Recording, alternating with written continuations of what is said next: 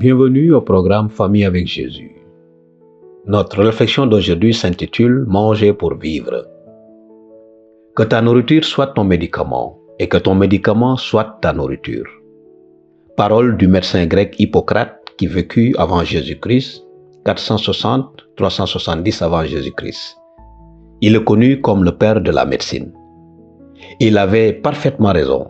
La nourriture que nous mangeons est étroitement liée à notre santé. Considérons cette réflexion tirée du livre Guidance de l'enfant. Notre corps est façonné par les aliments que nous mangeons. Un processus de réparation continuelle s'opère dans les tissus, car le fonctionnement des organes entraîne une usure et celle-ci doit être réparée par l'alimentation. Chaque organe a besoin de nutriments. Le cerveau doit recevoir les siens.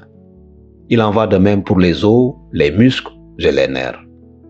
C'est une opération merveilleuse que de transformer les aliments en sang.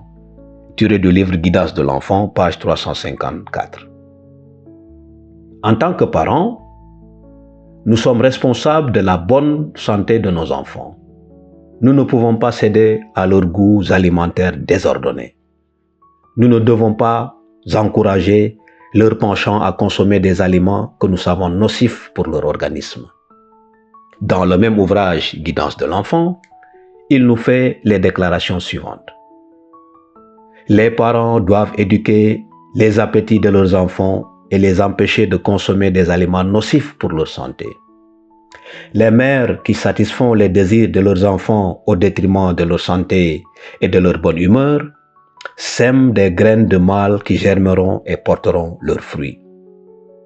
L'auto-indulgence se développe à mesure que les enfants grandissent et leur courage mental et physique est sacrifié.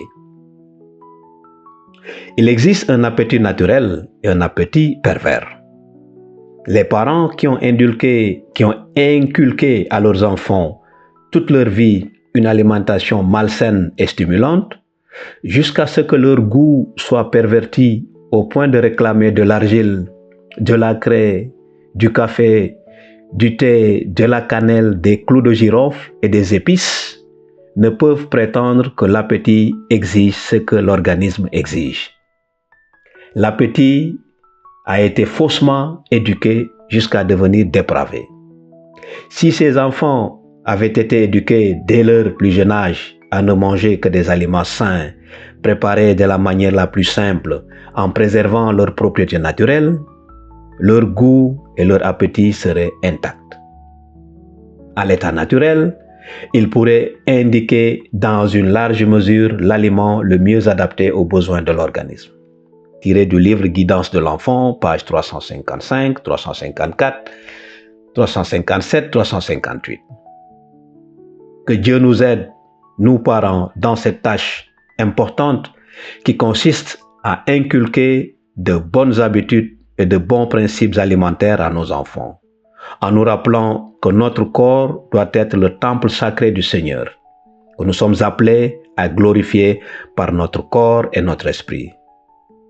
Soit donc que vous mangiez, soit que vous buviez, faites tout pour la gloire de Dieu.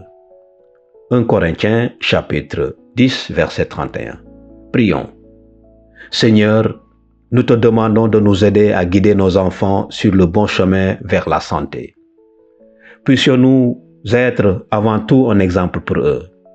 Pardonne-nous pour nos obligations non accomplies dans ce domaine important qu'est une alimentation saine. Nous te le demandons au nom de Jésus. Amen. N'oubliez pas de vous abonner sur notre chaîne Famille avec Jésus. À bientôt.